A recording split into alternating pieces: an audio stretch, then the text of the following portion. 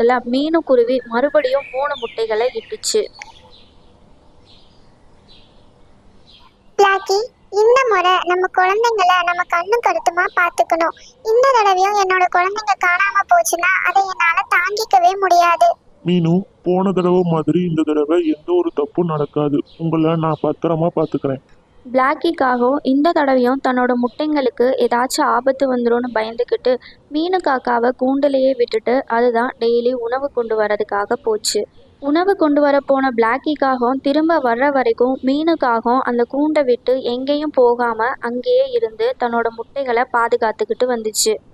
ஒரு நாள் மீனு, நான் உணவு தேடி காட்டுக்கு போயிட்டு வரேன். நீ எங்கேயும் போகாம பத்திரமா இங்கேயே இரு. சரி பிளாக்கி, நீ திரும்பி வர வரைக்கும் நான் எங்கேயும் போக மாட்டேன். ஆனா நீ சீக்கிரமா வந்துரு.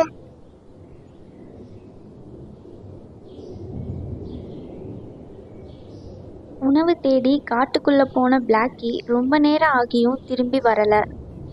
என்ன, பிளாக்கி போய் ரொம்ப நேரம் ஆச்சு, இன்னும் அவன் திரும்பி வரலையே.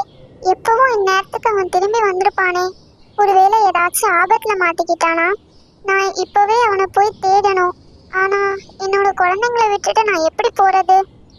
மீனுக்காகவும் தன்னோட கூண்டில் ரொம்ப நேரம் இருக்க முடியாம பிளாக்கிக்கு ஏதோ ஆபத்து ஏற்பட்டிருக்கு அப்படின்னு நினச்சிக்கிட்டு பிளாக்கியை தேடி காட்டுக்குள்ள போகுது. மீனும் காட்டுக்குள்ள பாதி தூரம் போனதுமே பிளாக்கி அதுக்கு எதிர்த்தாப்புல வரதை பார்த்து, பிளாக்கி, நீ இவ்வளவு நேரம் என்ன பண்ண? உனக்கு ஏதாச்சும் ஆபத்து வந்துச்சா? நீ நல்லா தானே இருக்க? மீனு, என்னை மன்னிச்சிடு. இன்னைக்கு உணவு தேடி போயிட்டு வர்றதுக்கு ரொம்ப நேரம் ஆயிடுச்சு.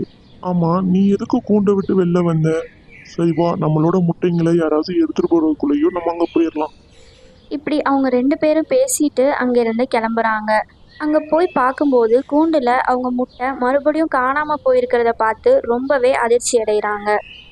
ஐயோ பிளாக்கி, நான் எவ்வளவு பெரிய தப்பு பண்ணிட்டேன். என்னோட குழந்தைங்க ஏற்கனவே ஒரு தடவை காணாம போனப்பவே நான் இந்த மாதிரி எல்லாம் நடக்கும்னு எதிர்பார்த்திருக்கணும். நான் இந்த கூண்டை விட்டு வெளியில வந்திருக்க கூடாது. எல்லாம் என்னோட தப்பு தான். என்னாலதான் இப்ப என் குழந்தைங்க காணாம போயிட்டாங்க. மீனு காக்கா அழுகிறத பார்த்து ரொம்பவே கவலைப்பட்ட பிளாக்கி காக்கா என்ன பண்ணுறதுன்னு தெரியாமல் அதுக்கு ஆறுதலும் சொல்ல முடியாமல் அந்த இடத்துலையே அமைதியாக நின்றுக்கிட்டு இருந்துச்சு.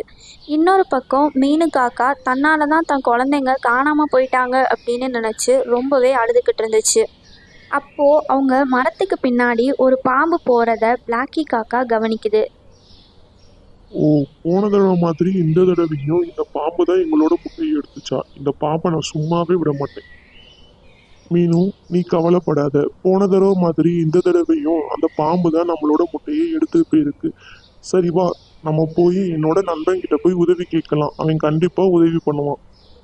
அதுக்கப்புறமா பிளாக்கி காக்கா தன்னோட நண்பனான கோகோ குருவி கிட்ட போய் உதவி கேட்கலாம் அப்படின்னு அதோட வீட்டுக்கு போகுது. அடடே பிளாக்கி, நீ எப்படி இருக்க? உன்னை பார்த்து எவ்வளவு நாள் ஆச்சு. இப்பதான் உனக்கு என்ன பார்க்கணும்னு தோணுதா?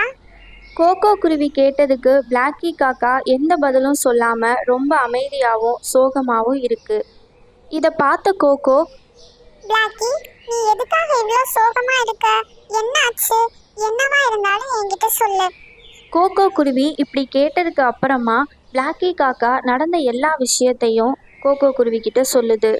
ஓ, இதான் விஷயமா? இதுக்காக தான் நீங்க 2 பேரும் என்ன தேடி வந்தீங்களா? ஆனா பிளாக்கி, அந்த பாம்பு உங்களை மட்டும் தொந்தரவு செய்யல. இந்த காட்டுல இருக்க நிறைய பறவைங்களோட முட்டைய அந்த பாம்பு சாப்பிடுது. இந்த பாம்புக்கு ஏதாவது ஒரு முடிவு கட்டணும். கொஞ்ச நேரம் யோசிச்ச கோகோ குருவி பிளாக்கியோட காதுல போய் ஏதோ ஒரு ரகசியத்தை சொல்லுச்சு. இதை கேட்ட உடனே பிளாக்கிக்காகவும், நண்பா, இது நல்ல யோசனையா இருக்கு, கண்டிப்பா இந்த பாம்பு அழிஞ்சு போயிடும் அப்படின்னு சொல்லிட்டு அங்கிருந்து கிளம்பி போகுது. மீனு, நீ நம்மளோட கூண்டுக்கு பத்திரமா போ. நான் கொஞ்ச நேரத்துல வந்துடுறேன். பிளாக்கிக்காகவும் அப்படி சொன்ன உடனே மீனுக்காகவும் சரி அப்படின்னு சொல்லிட்டு அங்கிருந்து தன்னோட கூண்டுக்கு பறந்து போயிடுது.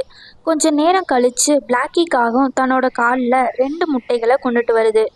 அட பிளாக்கி, நீ இந்த முட்டைகளை எங்க இருந்து கொண்டுட்டு வர? இது யாரோட முட்டைங்க? மீனு, இத பாக்குறதுக்கு முட்டைங்க மாதிரி இருக்குதா? நீ என்ன சொல்ற? அப்ப இது முட்டைங்க இல்லையா? மீனு, இந்த பாம்பை ஏமாத்துறதுக்காண்டி முட்டை மாதிரி இருக்கிற இந்த கல்லை கடற்கரையில இருந்து எடுத்துட்டு வந்திருக்கேன். ஆனா எதுக்கு எதுக்காக நீ இப்ப இந்த கல்லை எடுத்துட்டு வந்திருக்க? இரு நான் எதுக்காண்டி இந்த கல்லை எடுத்துட்டு வந்திருக்கேன்னு இன்னும் கொஞ்ச நேரத்துல உனக்கே தெரியும். சரி வா, நம்ம பக்கத்துல இருக்கிற அந்த மரத்துல ஒளிஞ்சுக்கிட்டு இந்த பாம்பு என்ன பண்ணுதுன்னு பார்க்கலாம். பிளாக்கி என்ன பண்ண போகுது அப்படின்னு குழம்பி போன மீனும் சரி நம்ம பொறுமையா இருந்து பார்க்கலாம் அப்படின்னு பிளாக்கி பின்னாடியே போய் அந்த மரத்துல 2 பேரும் ஒளிஞ்சு உட்கார்றாங்க. கொஞ்ச நேரம் கழிச்சு அந்த கூண்டுல எந்த பறவையும் இல்லை அப்படின்றத தெரிஞ்சுக்கிட்ட பாம்பு அந்த மரத்து மேல இருக்கிற முட்டையை எப்படியாவது சாப்பிட்றலாம் அப்படின்னு அந்த மரத்து மேல ஏறி கூண்டு கிட்ட வந்து நிக்குது. அட, இந்த முட்டை என்ன வித்தியாசமா இருக்கு, ரொம்ப பளபளன்னு வேற இருக்கு. சரி, எப்படி இருந்தா என்ன, நம்ம சாப்பிட்டு போயிடுவோம். அந்த காக்காங்க வேற வந்துட போகுது. அட பிளாக்கி, அங்க பாரு, இந்த பாம்பு தான் நம்மளோட முட்டைகளை இப்படி சாப்பிடுறது. எனக்கு அதை பார்த்த உடனே ரொம்ப கோவமா வருது. நான் போய் அதை என்ன பண்றேன்னு பாரு. அட மீனு, கொஞ்சம் பொறுமையா இரு. ஆ, வயிற்றுக்குள்ள ஏதோ பண்ணுது.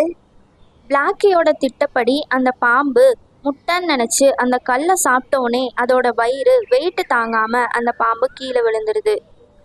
ஐயோ, காப்பாத்துங்க காப்பாத்துங்க, ஏதோ என் வயிற்றுக்குள்ள பண்ணுது. ஏய் முட்டாள் பாம்பே, நீ சாப்பிட்டது முட்டை கிடையாது, கல்லு. உனக்கு முட்டைக்கும் கல்லுக்கும் கூட வித்தியாசம் தெரியல. உன்னை இனிமே யார் நினைச்சாலும் காப்பாற்ற முடியாது. அப்படி சொல்லிட்டு அந்த 2 காகங்களும் அங்கேருந்து போயிடுறாங்க. அதுக்கப்புறமா அந்த பாம்பு ரொம்ப கஷ்டப்பட்டு வலி தாங்க முடியாம இறந்து போயிடுது.